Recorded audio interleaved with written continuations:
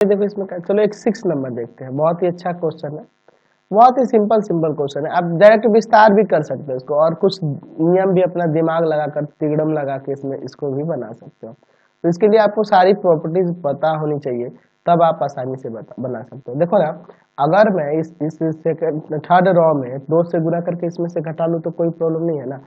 चलिए तो यहाँ पे लिखते हैं कि R2, ठीक है, R2 के प्लेस पर R2 माइनस 2R3, इसमें 2 से इंटू करके इसमें घटाए। हम लोग देखा है ना नियम में, हमने प्रॉपर्टी में पढ़ा है कि किसी भी रॉ या कॉलम में किसी कांस्टेंट से, नॉन जीरो कांस्टेंट से मल्टीप्लाई करके किसी दूसरे रॉ या कॉलम में जोड़ेंगे या घटाएंगे तो उसके वैल्यू में कोई चेंज नहीं आता है। तो यहाँ भी कोई चेंज नहीं आएगा, जाहिर सी बात है नहीं आएगा। चलिए तो देखते हैं। तो पहले रो को तो वैसे ही चिपका दो, 42 1 6। और चलिए अब देखिए इसमें R3 में 2 से गुना करके इसके संगत एलिमेंट R2 में से घटा देना है। तो इसमें 2 से गुना करके इसमें घटाओगे तो 0, इसमें 2 से गुना करके इसमें घटाओगे तो 1, फिर यहाँ आएगा 0, फिर 14 3 2 ऐसे ही रह जाएगा। खाली R2 के प्लेस पे लिखना था, है ना। अब देखिए हम लोग लिखेंगे R2 के सापेक्ष विस्तार करने पर, सापेक्ष विस्तार करें तो, क्योंकि उसमें ज्यादा जीरो है, तो जहाँ ज्यादा जीरो होगा ना बड़ा आसानी से सॉल्व हो जाएगा भैया।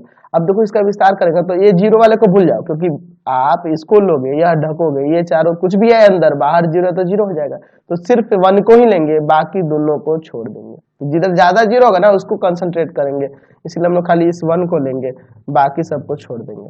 यह ढकेंगे, यह ढकेंगे, तो हो जाएगा आपका 42 6 14 और 2।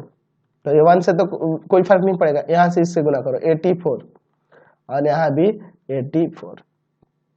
चलिए तो यहाँ पे कितना हो जाएगा 0 ना, तो यहाँ से आपका 0 आंसर आ गया। देखो तो कितना सिंपल तरीके से करें, बस यही एक दिमाग लगाए। तो ऐसे ही आपको ज्यादा जीरो लाने की कोशिश करनी होगी, तो आप आसानी से बना पाओगे, ठीक है, ताकि विस्तार करने में आसानी हो। अब इसको भी विस्तार करोगे तो आंसर आ जाएगा, लेकिन यार मैंने प्रॉपर्टी आपको इतने काहे के लिए समझाई है, 2 पार्ट में 3 पार्ट में, आपको शुरू में 3 लेक्चर हम लोग का प्रॉपर्टीज से ही है रिलेटेड, तो उसका तो कुछ यूज होना चाहिए ना, ताकि आप जल्दी से जल्दी क्वेश्चन को बना सको, उतना ही ज्यादा दिमाग आप चला सको, है ना। चलिए आगे बढ़ते हैं।